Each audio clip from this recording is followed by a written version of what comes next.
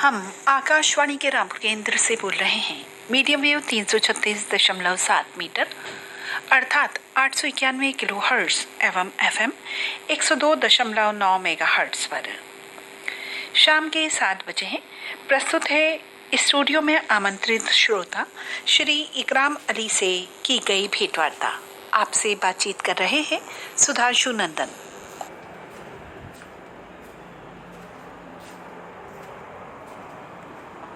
कार्यक्रम के सभी श्रोताओं को सुधांशु नंदन का नमस्कार। श्रोताओं, ये एक ऐसा मंच है जिसमें हम आपको अवसर देते हैं, आमंत्रित करते हैं कि आप आइए और जो भी कार्यक्रम सुना है या कार्यक्रमों के बारे में कुछ कहना चाहते हैं तो उसके बारे में आप उसका जिक्र करते हैं, बताते हैं कि कौन सा कार्यक्रम कैसा लगा, क्या चाहते हैं आप, आपकी चाहत क्या है। आज हमने जिन श्रोता को यहाँ पे आमंत्रित किया है वह हमारे बहुत ही पुराने और जाने माने श्रोता हैं। आपका नाम है इकराम साहब और वैसे पूरा नाम है इकराम अली प्रेमी साहब। प्रेमी साहब नमस्कार। जी, आपको भी मेरा नमस्कार और सभी श्रोताओं को भी मेरा नमस्कार। क्या बात है, क्या बात है भाई। जब आपकी लगातार की हैं तो उसमें हम लोग कहाँ का पता करते हैं कि थाना टीन रामपुर से। जी जी जी, तो यही वो हैं इकराम अली प्रेमी साहब और हमें बड़ी खुशी हो रही है कि आज हमारे बीच में है। तो सबसे पहले तो इकराम साहब ये बताइए कि आप आकाशवाणी रामपुर से कब से जुड़े हुए हैं? देखिए, मैं 1977 से आकाशवाणी रामपुर से जुड़ा हुआ हूँ। जिस टाइम पे चंद्रमोहन जी अनाउंसर थे, मोहम्मद अली मौज साहब भी अनाउंसर थे, दयाल साहब थे, अंजलि जी थी, रजनी जी थी। मैं उस टाइम से जुड़ा हुआ हूँ। अच्छा अच्छा, तब तो आप पूरा इतिहास जानते हैं और आप तो रेडियो के बहुत ही शौकीन हैं।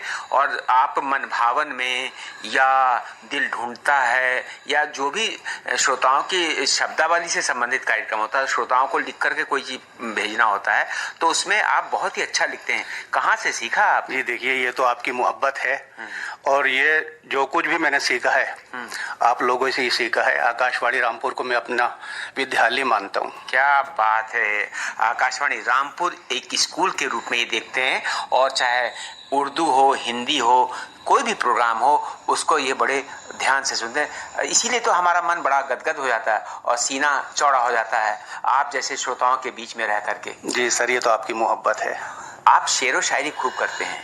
एक आध शेर पहले और बात करें उससे पहले एक आध शेर आप हमें सुना दीजिए। देखिए, आकाशवाणी रामपुर के लिए है ये कि तेरे ख्यालों से खुद को छुपा के देखा है, तेरे ख्यालों से खुद को छुपा के देखा है, दिलो नज़र को रुला रुला के देखा है, तू नहीं तो कुछ भी नहीं तेरी कसम, मैंने कुछ पल तुझको भुला के देखा है।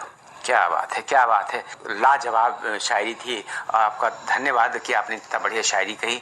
और ये बताइए, आप इस समय किन किन उद्घोषकों की आवाज़ को सुन लेते हैं और कौन कौन आपको अच्छे लगते हैं, कोई खराब लगते हैं वो भी बता दीजिएगा। नहीं देखिए, आकाशवाणी रामपुर में जितने भी अनाउंसर हैं सब अच्छे हैं। तो ये आपकी बड़प्पन है कि आप सबको पसंद करते हैं। अच्छा ये बताइए, आप रेडियो सुनने का आपको मौका मिलता है? जी जी, रेडियो सुनने का इस वक्त तो बहुत अच्छा मौका मिलता है क्योंकि मोबाइल पे सुन लेते हैं।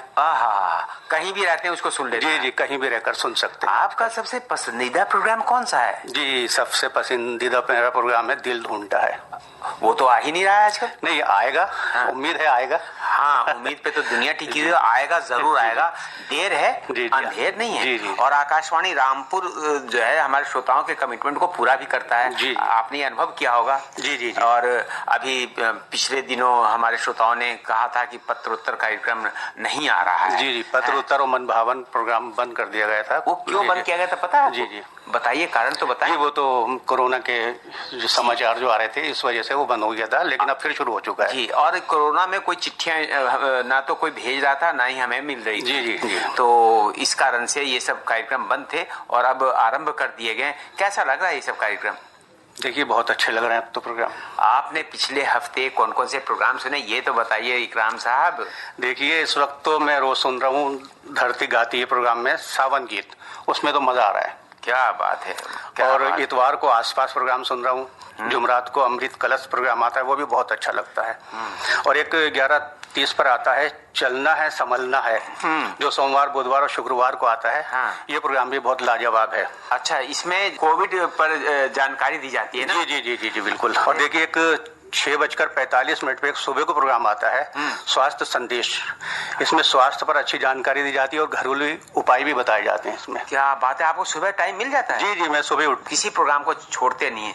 कृषि जगत कार्यक्रम सुनते हैं या नहीं सुनते? जी जी, कृषि जगत प्रोग्राम भी कभी कभी सुन लेता हूँ। क्या जानकारी मिलती है? देखिए, कभी कभी ऐसा होता है कि हमारी उसमें कुछ फायदे की बातें बता दी जाती हैं। जैसे हम भी पेड़ पौधे लगाते हैं अपने आंगन में, तो उनके बारे में कोई अच्छी जानकारी मिल जाती है, इसलिए मैं प्रोग्राम सुनता हूँ। जी जी, सुनते हैं और लाभान्वित भी होते हैं। जी जी जी। पिछले हफ्ते कौन से प्रोग्राम सुने?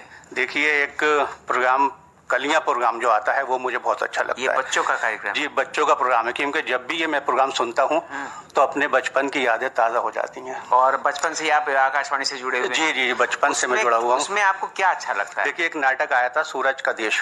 हाँ जी, और इसी प्रोग्राम में कुछ देशभक्ति गीत भी सुनवाए गए थे, ये बहुत अच्छा लगा। ये तो 15 अगस्त का कार्यक्रम के बारे में बता रहे हैं। जी जी जी। और वैसे कलियां कार्यक्रम तो आप सुनते हैं, तो उसमें आपको क्या अच्छा लगता है? देखिए, बच्चों की तोतली आवाज़ें बहुत अच्छी लगती हैं, बच्चों की कविताएं बहुत अच्छी लगती हैं, और आपकी भी आवाज़ बहुत अच्छी लगती है उसमें। तो मैं सामने बैठा हूँ इसलिए आप नहीं, देखिए, आप तो सामने नहीं होते। मैंने पहले भी कई प्रोग्राम किए हैं, तो तब भी मैंने कलियां प्रोग्राम का जिक्र किया और आपका जिक्र किया है उसमें।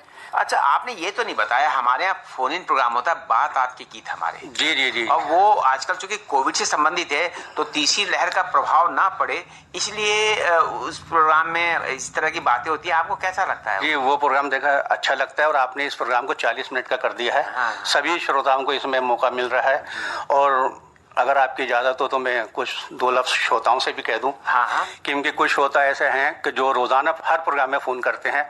मेरे उनसे अपील है कि वो दूसरे श्रोताओं को भी मौका दें, ताकि सभी को मौका मिल सके।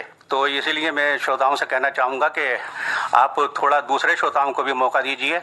1 महीने या 2 महीने बाद ही फ़ोन करें तो अच्छा है। नहीं, आप 1-2 महीने की बात नहीं, अगर मतलब सप्ताह में अगर 1-2 बारी करें तो भी अच्छा है। अच्छा, ये बताइए, आपने पिछले सप्ताह के कार्यक्रमों के बारे में सुना और प्रशंसा की। आप चाहते क्या है कार्यक्रमों में? कुछ फेरबदल तो नहीं चाहते हैं, या कोई बात आपके दिल में हो और उसे नहीं कह पा रहे हैं, तो वो बताइए आप हमें। नहीं, देखिए, मैं तो ये चाहूँगा, जैसे पहले गीतमाला प्रोग्राम आता था। जी जी। हाँ, और आप उसके सुपरस्टार माने जाते थे। ऐसा नहीं। तो मैं चाहता हूँ कि इस प्रोग्राम को दोबारा से शुरू कर दिया जाए। इकराम साहब, आपको बता दें कि 2:30 बजे से लेकर के 3 बजे तक आपको पता होगा कि दोपहर समाचार आते हैं, और दोपहर समाचार आने के कारण ही गीतमाला कार्यक्रम हम आपको नहीं सुना पा रहे हैं। तो इस समाचारों का जो समय बढ़ गया है, उसके कारण अब 2 बजे से लेकर के 3 बजे तक लगातार समाचार आते हैं, और उसके कारण गीतमाला कार्यक्रम हम नहीं सुनवा पा रहे हैं, क्योंकि हमारे पास चंक की कमी हो गई है। देखिए, पहले संदेशों पर भी एक प्रोग्राम आता था, वो भी बंद कर दिया गया है। मैं चाहता हूँ कि उसको भी कहीं ना कहीं